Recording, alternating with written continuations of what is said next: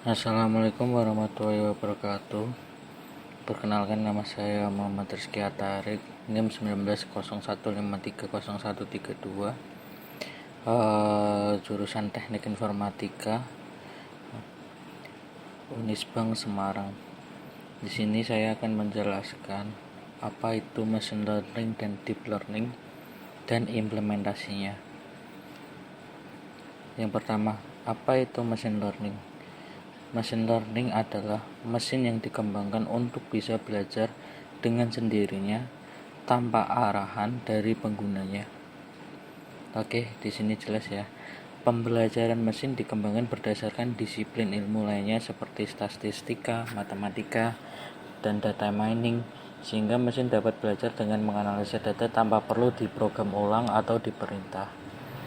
Itulah pengertian dari machine learning. Oke, next. Di sini apa itu deep learning? Jadi di sini machine learning adalah induknya dan deep learning adalah terusannya. Garis besar seperti itu. Nah, di sini saya akan detailkan apa itu pengertian deep learning. Dapat diartikan sebagai salah satu teknik dalam machine learning yang mengarahkan sebuah sistem komputer maupun mesin untuk bekerja layaknya manusia secara natural, yakni dengan mempelajari situasi dengan pembelajaran atau pemrograman tertentu. Deep learning juga merupakan kunci dari pengembangan teknologi yang mengandalkan kecerdasan buatan atau yang biasa dikenal yaitu AI, Artificial Intelligence. Dalam deep learning, sebuah komputer akan mempelajari berbagai model dan mengklasifikasi tugas-tugasnya melalui data yang dikumpulkan.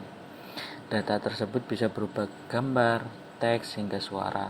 Bahkan tingkat akurasinya pun lebih tinggi dalam mengolah data-data berjumlah besar.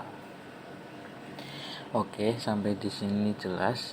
Oke, dan kali ini kita sudah masuk ke implementasi machine learning yang telah dibuat oleh beberapa orang.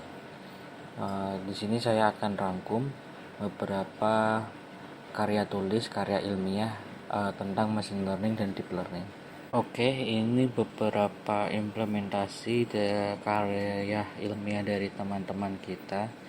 Yang pertama di sini saya akan membahas dari karya ilmiah yang penulisnya bernama Izati Muhimah, Novian Mardika Putra, Melita, Deni Rahmalianto, Thomas Hatta Fudoli, dengan judul Metode Stereo Vision untuk memperkirakan jarak objek dari kamera. Nah, di sini saya jelaskan deskripsinya. Proses pengenalan objek dan mengetahui berapa jarak objek dari titik pengambilan gambar merupakan fitur yang penting pada robot cerdas. Stereo vision merupakan metode suatu yang menyerupai fungsi mata manusia. Salah satu contoh cara yang dapat langsung diimplementasikan pada teknologi adalah dengan menggunakan dua buah citra yang diambil dengan prinsip kerja seperti mata. Sebelum menghitung jarak, segmentasi objek dilakukan dengan menggunakan ciri intensitas satu objek hasil. Segmentasi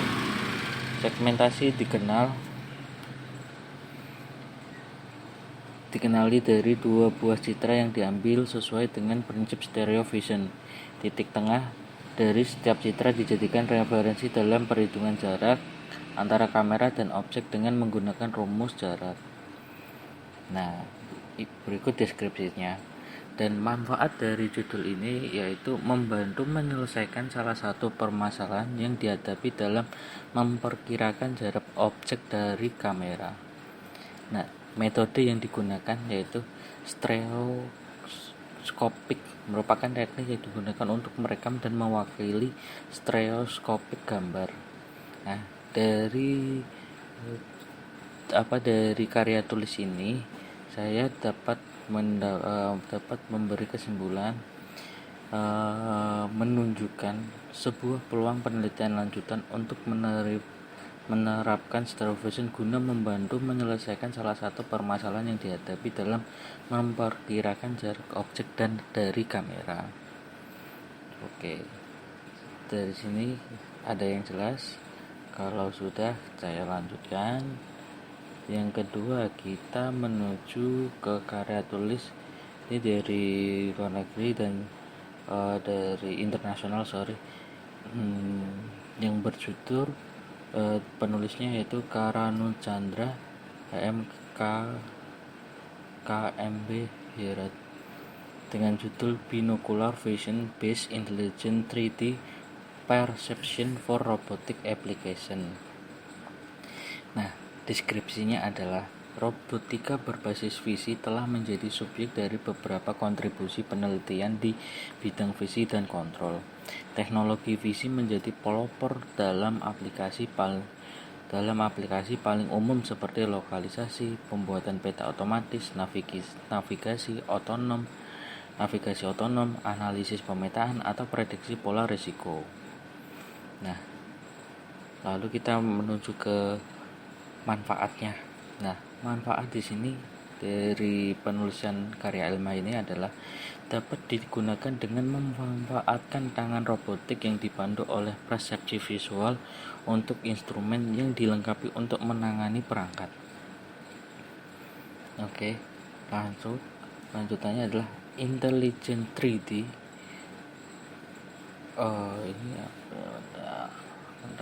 Nah, metode yang digunakan yaitu intelligent 3D, menggunakan penglihatan binokular untuk aplikasi mesin dan robot. Metodologi sistem yang diusulkan terdiri dari kalibrasi, akuisisi citra, pra-pemrosesan, perbaikan stereo, pembangkitan point cloud, rekonstruksi 3D, dan visualisasi.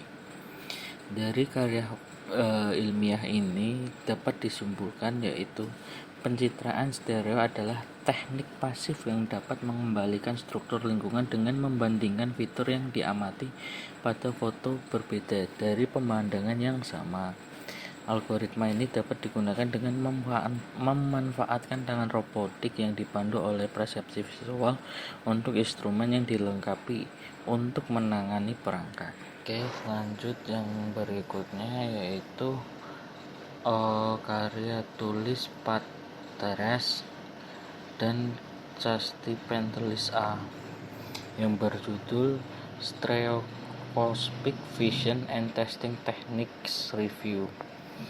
Oke, deskripsinya yaitu penglihatan stereoskopis adalah tingkat penglihatan binokular tertinggi.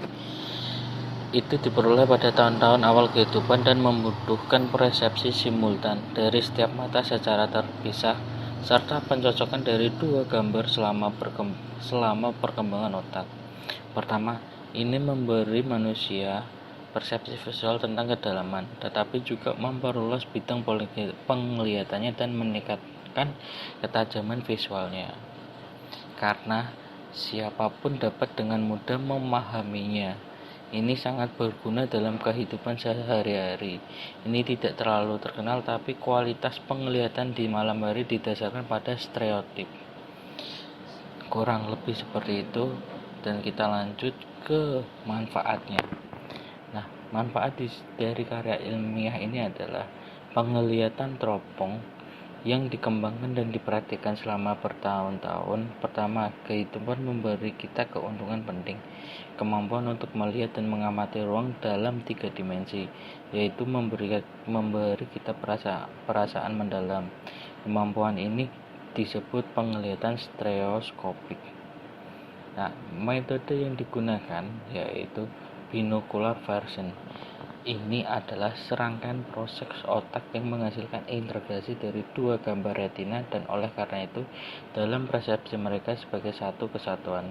Ketika kita melihat teropong, sebuah objek di depan kita dibentuk oleh sebuah gambar di pusat sumur mata. Setiap retina menghasilkan pembentukan bayangan di setiap mata.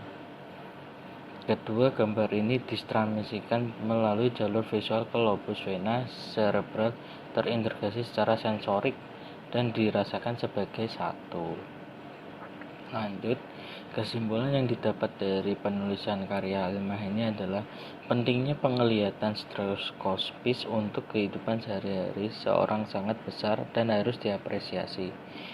Dalam setiap pemeriksaan optometri dan oftalmologi, Beberapa tes penglihatan stereoskopis telah lama tersedia selama beberapa tahun, mengikuti berbagai strategi. Dalam beberapa tahun terakhir, dengan kemajuan teknologi, tes baru telah diperkenalkan menggunakan perangkat lunak dan peralatan khusus seperti layar 3D.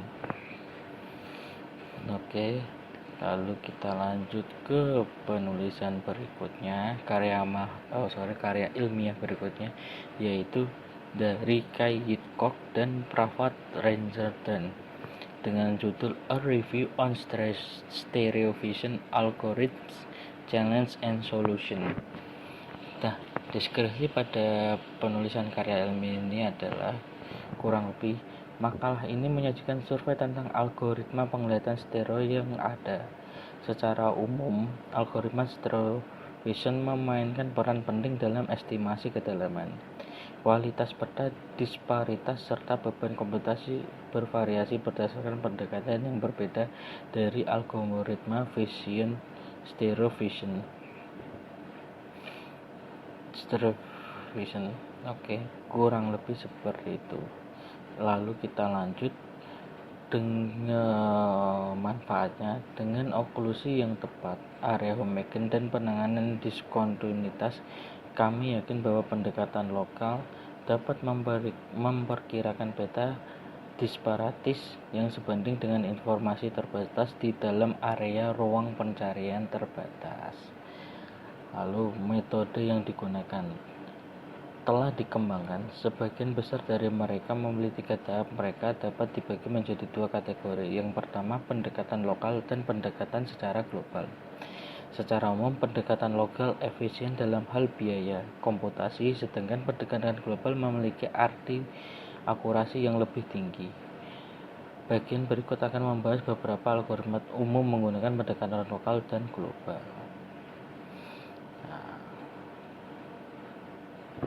Lalu kesimpulan yang kita dapat ya dari karya ilmiah tersebut adalah penelitian tentang pendekatan lokal terutama berfokus pada peningkatan kualitas peta disparitas melalui peningkatan algoritma dalam hal perhitungan biaya, agresiasi biaya, atau proses penyempurnaan.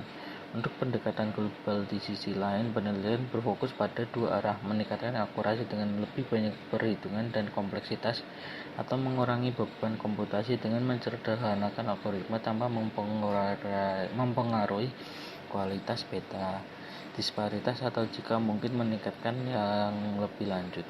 Implementasi yang tepat pada perangkat keras dapat sangat mempercepat rantai algoritma. Oke, lanjut.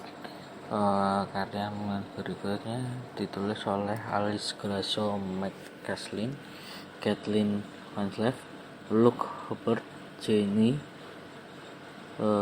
lalu Jenny Shearit, and Nils Ola Sport dengan judul Stereo Test Comparison, Efficiency, Reliability, and Variability of a Nucleus Free Stereo Test. Deskripsinya yaitu tes stereo QT standar penelitian psikofisik akan menjadi cara paling efektif dalam mengukur ambang batas stereo. Tes semacam itu akan membutuhkan peralatan khusus seperti proyektor 3D besar dan besar untuk mengisolasi sistem penglihatan binokular, pengaturan laboratorium khusus, personel terlatih, dan prosedur pengujian yang panjang dan intensif untuk memastikan pengukuran terbaik. Tes yang lebih singkat, yang lebih mudah dilakukan, lebih berguna untuk praktik klinis karena dapat digunakan sebagai tes screening cepat untuk masalah penglihatan binokular. Tes klinis yang lebih pendek ini misalnya Random Circles, Random Preschool, disajikan sebagai buku yang tentunya lebih murah dan tidak sebesar sistem proyektor besar. Tes ini memiliki kekurangan yang sendiri karena dapat berisi artefak seperti isyarat bermata, hanya mengklasifikasikan ambang batas stereo ke dalam jumlah nilai diskrit, dan memiliki keandalan tes ulang yang buruk. Terus lalu manfaatnya yaitu asteroid menawarkan cara sederhana untuk melakukan pengukuran stereo acoustic yang canggih dan standar laboratorium pada tablet kecil dan portable yang jauh lebih murah dari peralatan standar laboratorium yang canggih.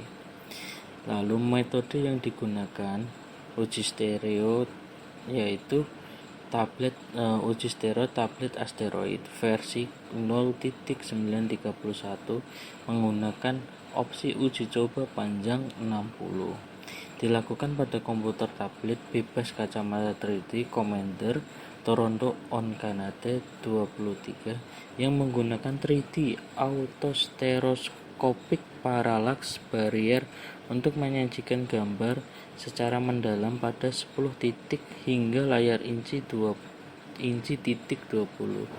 Subjek menjaga dagunya dan di sandaran dagu dan tablet diletakkan pada dudukan 45 cm dari dagu subjek. Ini dilakukan untuk menjaga jarak uji terstandarisasi dan stabil dan antara semua subjek dan untuk mereplikasi sedekat mungkin protokol dengan proyek 3D meskipun uji stereo. Asteroid tidak memerlukan dudukan atau sandaran dagu untuk digunakan. Lalu kesimpulan yang bisa kita dapat yaitu dibandingkan dengan standar klinis dan penelitian untuk menilai persepsi kedalaman, asteroid sangat akurat, memiliki reliabilitas uji ulang yang baik dan mengukur berbagai ambang batas stereo. Oke, baik, cukup dari saya. Mohon maaf jika ada salah tutur kata yang kurang berkenan. Saya izin pamit. Wassalamualaikum warahmatullahi wabarakatuh.